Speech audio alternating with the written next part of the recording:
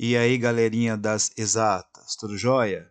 Eu sou o professor Hélio Guerrini e nesse vídeo vou apresentar o conteúdo do curso de Elementos Finitos para Análise Estrutural Estática, parte 1. Vamos lá? Vamos falar um pouquinho sobre o conteúdo do curso, tá? O curso vai iniciar com a dedução da matriz de rigidez do elemento linear de mola, como vocês estão vendo aí. Essa parte é referente ao primeiro elemento finito que a gente vê nos cursos de elementos finitos em si, né? É o mais simples, o mais curto, o mais simplificado dos elementos, tá bom? É justamente o elemento de mola. Tá? Depois a gente avança para o elemento de barra, que é praticamente de mola, só com características de sólido deformável, tá? Então vamos lá, o que a gente vê? Né? A gente vai definir aí o que seria uma mola linear elástica, vai falar um pouco da lei de Hooke, né? Vai falar sobre força interna, força externa, o que são forças nodais. Na verdade, a gente já define o que é um nó em cima do elemento. Então veja, é uma molazinha muito parecida com aquela nos exercícios de física, né? Que a gente vê lá tanto no colégio, no ensino médio, quanto na faculdade. Né? Então a gente define, aprende, construir uma estrutura feita apenas de molas, né? Define o que é rigidez, que seria a constante elástica, tá? E aí a gente vai avançando para a formulação das equações matriciais, né? E a partir dela a gente define o que são vetores de deslocamento, o que são matrizes de rigidez, vetores de forças nodais, e a gente vai avançando, tá? Depois a gente começa, né, a falar um pouquinho sobre a montagem de uma matriz global, né, que seria a matriz global de rigidez, né? Matriz global de rigidez nada mais é que a caracterização elástica de uma estrutura na forma de uma matriz, e assim a gente determina o chamado método direto lá em elementos finitos. Então é aqui que eu vou começar a mostrar isso. Eu pego uma estrutura bem simples de duas molas, né, associo as matrizes de rigidez, explico como é que se dá a associação, a construção bem analítica mesmo, e com uma abordagem mais fácil de ser entendida. Tá? Eu poderia abordar aqui pela formulação energética, mas eu preferi uma mais newtoniana, só para a gente poder ter um primeiro contato.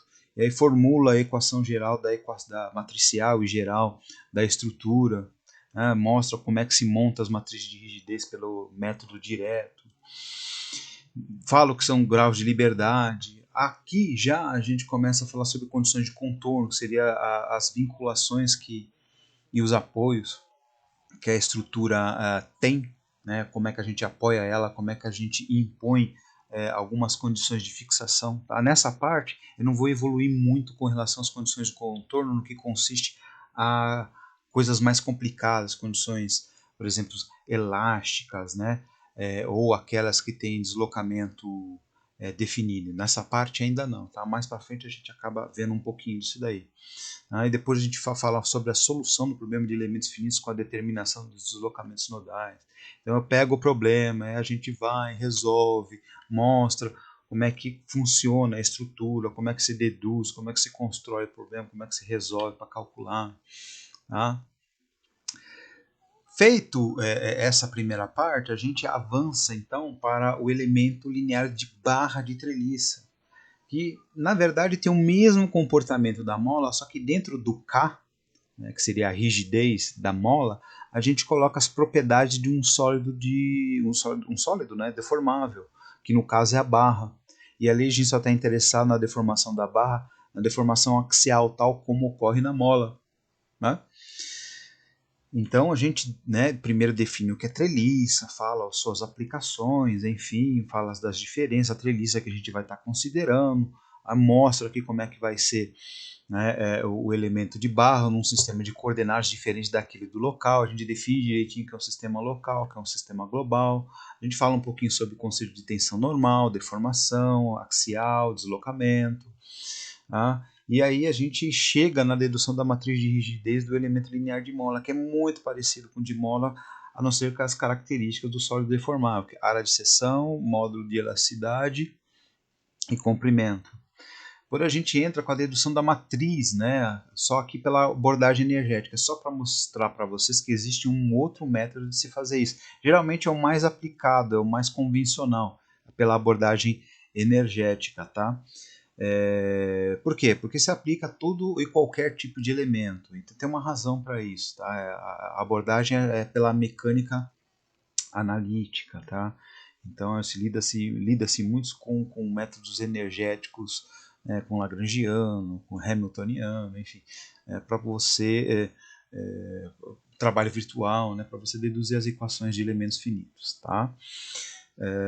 Mas de qualquer forma, né, a abordagem aqui funciona do mesmo jeito. Essa mais newtoniana que outros funciona do mesmo jeito. Tá? Aqui na abordagem energética é só para mostrar como se dá a construção da maneira convencional, com a ideia das funções de forma, para explicar como é que funciona realmente a ideia do método, tá? Como é que a gente pega essas funções de Morse que na verdade são interpoladas dentro do elemento, joga no funcional de energia potencial total, tá?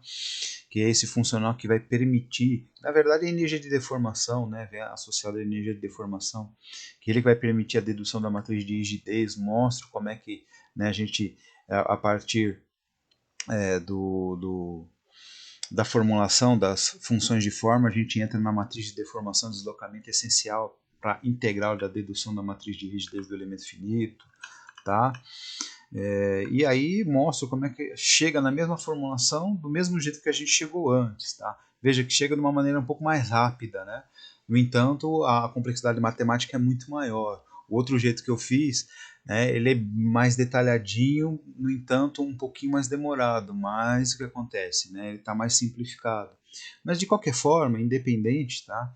É válido do mesmo jeito. Depois a gente vai falar um pouquinho sobre transformação de coordenadas, que essa parte é bem importante para mostrar a diferença entre coordenadas locais, que referenciam o elemento, com as coordenadas globais. Né? Então a gente dá uma pausa na mecânica dos sólidos em si, falando de resmate, né? Enfim, de tensão, deformação. A gente vai falar um pouquinho mais sobre um conceito de álgebra linear, de matemática, enfim, né? Que é transformação de coordenadas, façam a dedução aqui para as matrizes de transformação que a gente vai usar, baseado em vetores mesmo, tá? Mostra tudo certinho.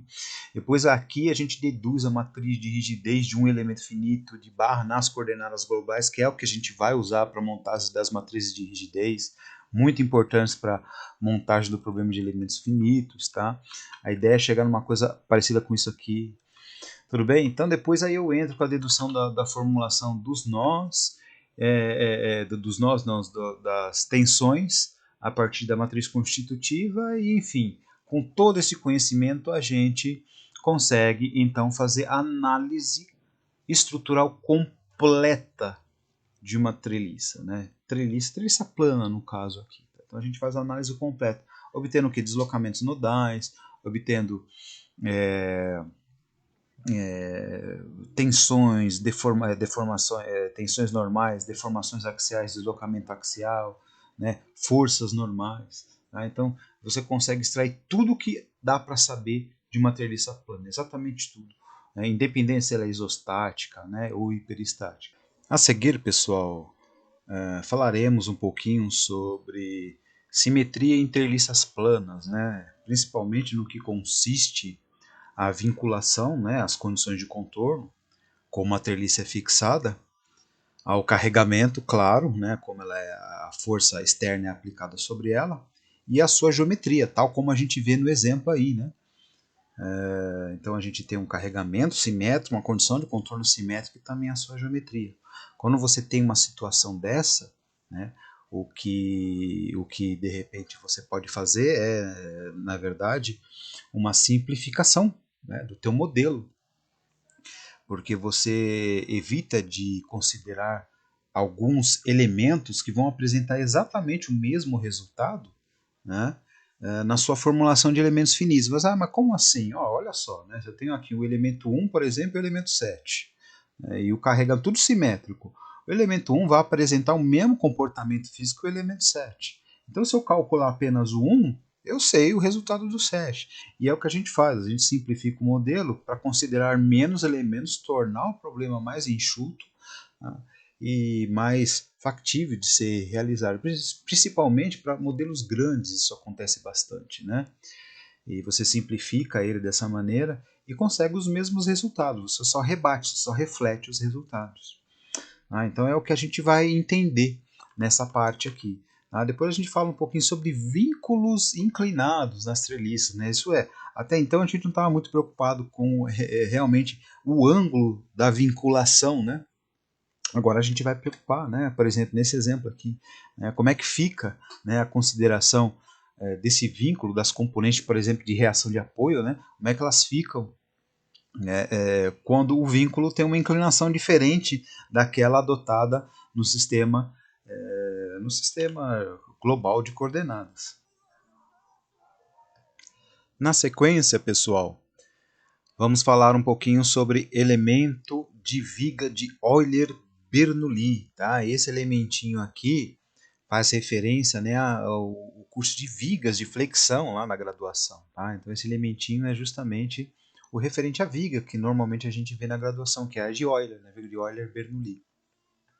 Eu vou mostrar a dedução, como é que funciona o elemento, né, quantos graus de liberdade, né, que tipo de esforço ele contempla, tá bom? Então essa já é a segunda etapa, né? Primeira etapa a gente viu molas e barras, né? Na segunda a gente já vê elementos de viga, né, e a gente vai avançando, tá bom? Aí a gente vai ver todos os problemas de viga a partir desse elemento. Muito do que a gente fez em treliça aqui meio que vai se repetir no que consiste a montagem do problema de elementos finitos, né? Matriz de rigidez, né? Matriz global, sistema global de coordenadas, enfim, muito disso vai se repetir. Tá? Os conceitos de grau de liberdade. Isso aí meio que padrão no método dos elementos finitos. Isso vai ficar bem claro ao longo do curso. A única coisa, depois de treliça, a única coisa que vai ficando diferente, né, digamos, são os elementos, o comportamento dos elementos. Mas no que consiste a construção do problema, é sempre a mesma coisa, sempre do mesmo jeito. Tá? Então aqui a gente fala um pouquinho sobre problemas de viga, fala sobre momentos, né, seção, como é o carregamento, né, que tipo de sistema nós vamos utilizar aqui.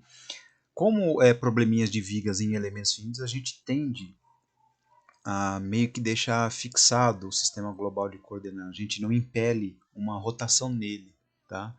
A gente lida ele sempre um sistema com o eixo X na horizontal, um eixo Y na vertical. Aí você fala, pô, mas essa viga, não tem vigas aí que são inclinadas, enfim.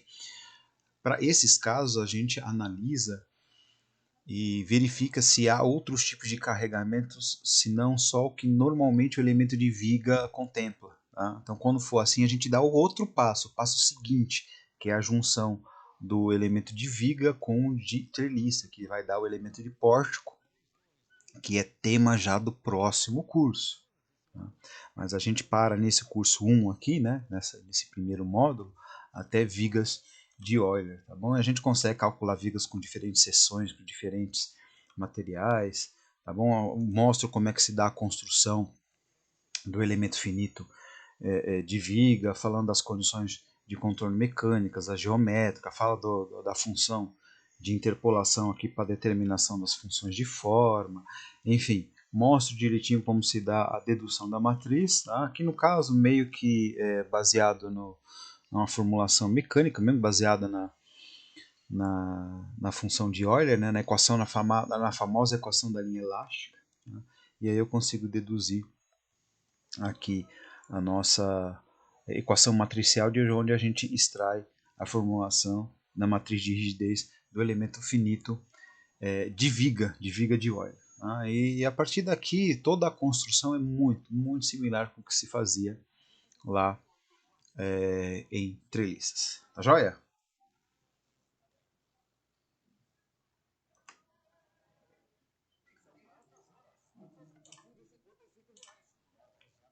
E aqui nós falaremos um pouquinho sobre como funcionam os elementos de viga quando apresenta-se, né, rótulas nos problemas. Tá? Seriam problemas do tipo com vigas Gerber, né, Gerber, enfim. Tá? problemas com essa característica aqui, né? Então, ao invés de eu ter uma conexão rígida de um elemento, quando eu digo rígido, não é bem rígido, é com os graus de liberdade fixados entre um elemento e outro, eu coloco simplesmente uma rótula, então um grau de liberdade fica livre, que é o de rotação, na conexão de um elemento para outro. Então isso é bem similar ao que a gente vê em vigas Gerber, né? Então é mais para modelamento desse tipo de problema, tá? Como é que fica a formulação do elemento e como é que a gente resolve esse tipo de problema, tá joia? Com relação a conteúdo, acredito que o curso ele vem até aqui, no conteúdo teórico, e depois o que desenvolveremos é a parte de simulação, tanto com Abacus quanto com Python, e com um programa que eu desenvolvi para rodar dentro do AutoCAD, o EasySophie, que é próprio para rodar treliça, por enquanto. A sua versão, por enquanto, roda treliça. Tá? Então a gente vai mexer bastante agora, a partir de agora, com parte de software. Não menos importante, pessoal, o curso terá listas de exercícios, tá? Vai funcionar como um curso mesmo de graduação. Tá?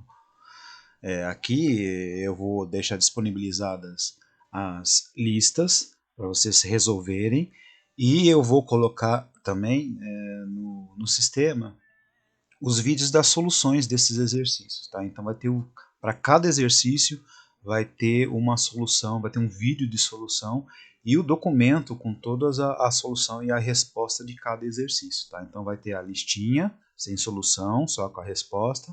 Depois eu posto toda a soluçãozinha da lista juntamente com o vídeo, vai estar disponível também um videozinho, né, pronto, né, para vocês acompanharem e se desenvolverem aí, né, com os conteúdos apresentados nos cursos, tá bom? Então, em termos de parte teórica, é isso daí. Valeu!